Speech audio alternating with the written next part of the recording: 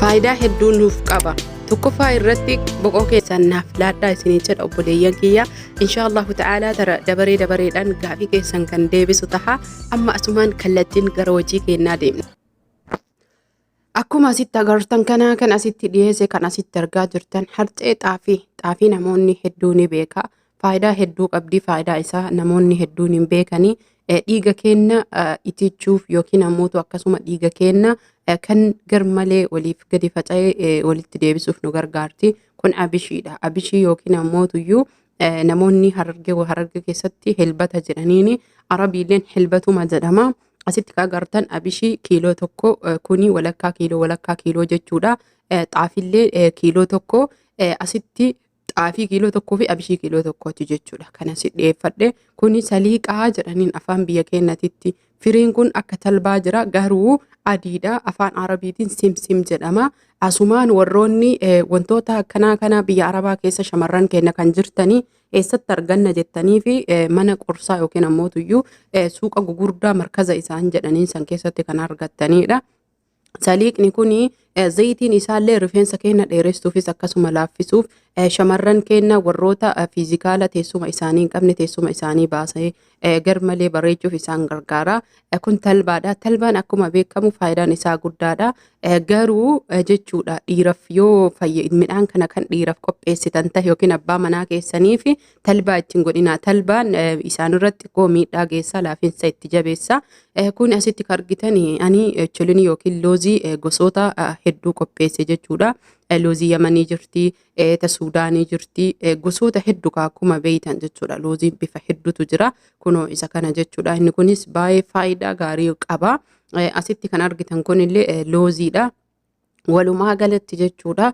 Yoo isiniif danda'amee jedhe loozii gosa 4 tahee 5 tahee haga isiniif danda'ame qopheeffadha.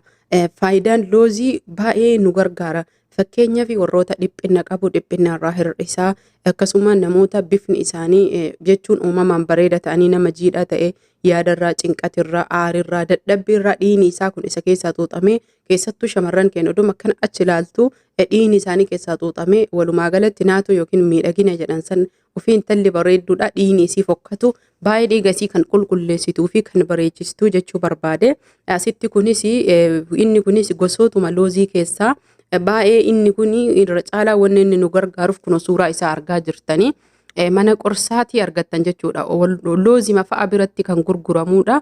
Inni isa kanaan afaan arabiitiin malee hin beeku. Afaan keenya maal akka jedhamu namoonni beeytan naa kaayaa isiniin jedha. Gosa loozii keessaa hedduu jechuudha. Sammuu keenya ani isa kana jechuudha yeroo wayii waa daddagadha. Booda sanii jaartii arabaa wayii bira hojjadhee isa kana naa kennitee jechuudha. Dhiphinarraa kan kahee waa irraanfachuu jalqabee isa kana naa kennitee fayyadame isiniin jedha. Asitti argitan kuni waa gosa sadii waliin naqe midhaan dhimmisee jechuu yookiin ibiddarratti ho'isee jechuu eelee irratti akka hin gubannetti. Asitti argitan kun dhugaa rabbii midhaan salphaa wayii isinitti fakkaatuun oolu garbuu haayisaa akkasuma ammoo harcee ataraati jechuudha. Amma kan asitti argaa jirtan kana talbaa fi simsima waliin naqee ho'ifachuu hedha. Bakka inni ibiddatti ho'isu bakka ifaan hin jirre waan ta'eef ho'isee deebi'ee ni jira obboleeyyan kiyya. Walumatti bakka takkatti isaan kunniin waa waliin caalleef ho'isee amma hunda isaa daakee bakka takkatti naqa. Guutuu isaa jechuudha. Midhaan kana guutuu isaa harceen jalqabaa suni harcee haayisaa garbuu akkasuma ammoo ataraa of keessaa qaba wantoota hedduu jechuudha. Ataraa shiroo qofa osoo hin tahin karaalee kanallee fayyadamuu dandeenya isiniin jechuu barbaade namni hin beeyne hin jiru jedhee yaada. Ataras immisee akkasuma ammoo garbuus immisee san malee jechuu abishiillee immisuu qabdanii ani abishiillee wajjin immisee jira. Haala margitan kana kun amma waa meeqa ta'e dura waa sadii amma simsimii fi yookiin ammoo saliiqaa fi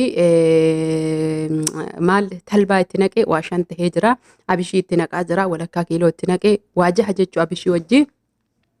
Xaafii wajjin 7 jechuudha. Loozidhaan achi jiru sunniin 3 7 8 9 10 waa 10 jechuudha. Ani asiin dura waan 12 dalagee irraa dhabe inshaallahu ta'ala yeroo biraa haala mijeessee kan isiniif himu taha.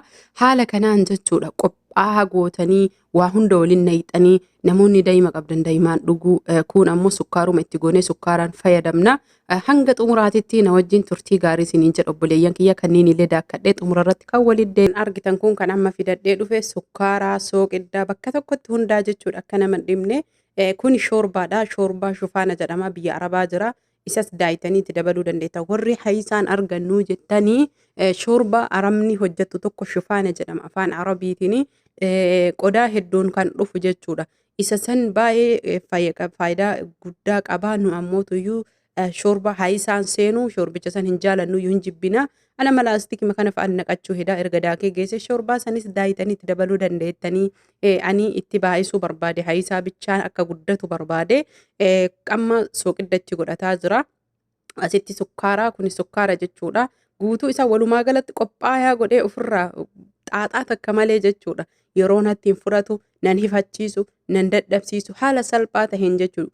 Yeroo muraasa dhugaadha hojii kana hojjechuu fi sa'a tokko isinitti fudhata garuu haa ta'u malee isinii garuu isa kana midhaan amma isin argitan kuni dhugaa rabbii jechuudha kiiloo 4 kiiloo 3 kan inni ta'u garuu ammoo yooma irreeniyyuu jechuu waanuma waliin nannaqee warreen kiiloo 5 caalu guddatee jechuu garuu faayidaan isaa hedduu guddaadha amma saanii kanatti jechuudha bishaan burcuqqoo tokko fidee itti naqee saanii tokko shoorbaa akka shoorbatitti saanii tokko godhee dhugaa ganama yeroo takka galgala yeroo takka yoo dhugan dhugaa rabbii san jechuudha. Warroonni bifni isin toluu dide dhiiras tahee shamarran tahee garuu dhiiraaf talbaa ittiin dabaliin akkuma maankaa lama qofatuyyuu saanii shoorbaa tokko yookiin burcuqqoo guddaa tokko taha jechuudha. Kubbaayyaa jennuun san biyyatti isa san jechuu isa guddaa san tokko ka akka hoofa'aa buna itti qicaniif jechuudha. Hin argitan amma isin argisiisa maankaan lamaa qofti maankaan nyaataa inumaayyuu kan amma waliin dhahaa jiru kun cilfaadha. Cilfaa kana tokko yoo itti naqne bismillahirrahmanirrahiim distii guutaa isiniin jedha kunu. Amma kubbaayyaan kun guddaadha. Maankaa lamatu kubbaayyaa kana tokko taha walumaan danfisnee daqiiqaa 5 qofa isin fudhata. Bilchaate hundi isa harcelleen oo'aa wanni hundi oo'aa waan ta'eef immisnee waan jirruuf daqiiqaa 5 qofa nutti fudhata.